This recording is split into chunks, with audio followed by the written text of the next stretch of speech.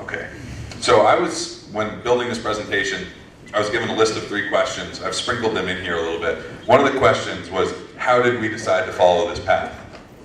Well, I met Bill several years before we started NVBOTS. I took all of his classes at MIT. And before that, I was an entrepreneur at a very young age. I started my first company at 11 years old. It was a car washing business, nothing special. We profited maybe $200. Not a lot of money, but it gave me a sense of what it meant to deliver on a product and service and keep a customer happy and get them to come back and go through the car washing service again and again and again. So how did we decide to follow this path of 3D printing? Because like I called out, the reason that we built the 3D printer to begin with was to rapid prototype other ideas that we had. We wanted to start other businesses.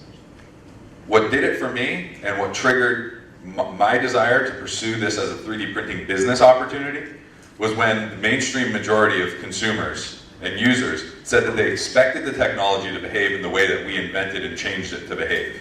And when the early adopters of the technology said that we solved a very, very critical problem in how they use 3D printers today.